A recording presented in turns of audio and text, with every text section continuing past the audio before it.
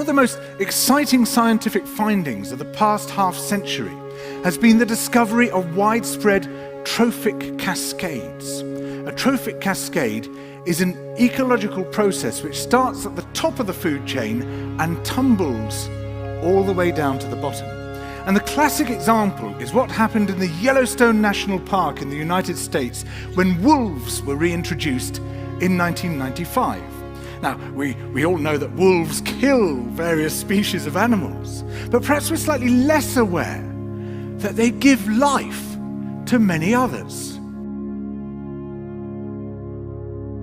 Before the wolves turned up, they'd been absent for 70 years.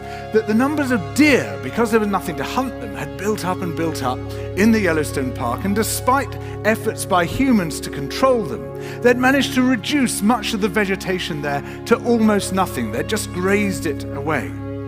But as soon as the wolves arrived, even though they were few in number, they started to have the most remarkable effects. First, of course, they killed some of the deer, but that wasn't the major thing. Much more significantly, they radically changed the behavior of the deer.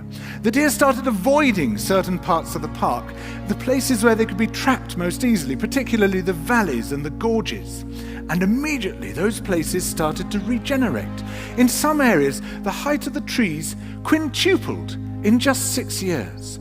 Bare valley sides quickly became forests of aspen and willow and cottonwood. And as soon as that happened, the birds started moving in. The number of songbirds, of migratory birds, started to increase greatly.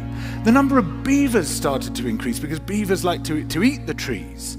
And beavers, like wolves, are ecosystem engineers. They create niches for other species. And the dams they built in the rivers provided habitats for otters and muskrats and ducks and fish and reptiles and amphibians. The wolves killed coyotes, and as a result of that, the number of rabbits and mice began to rise, which meant more hawks, more weasels, more foxes, more badgers. Ravens and bald eagles came down to feed on the carrion that the wolves had left. Bears fed on it too, and their population began to rise as well, partly also because there were more berries growing on the regenerating shrubs. And the bears reinforced the impact of the wolves by killing some of the calves of the deer. But here's where it gets really interesting. The wolves changed the behavior of the rivers. They began to meander less. There was less erosion. The channels narrowed, more pools formed, more riffle sections, all of which were great for wildlife habitats. The rivers changed in response to the wolves.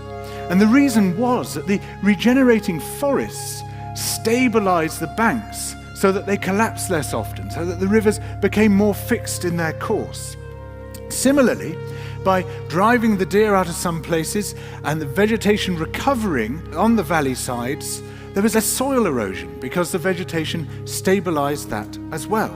So the wolves, small in number, transformed not just the ecosystem of the Yellowstone National Park, this huge area of land, but also its physical geography.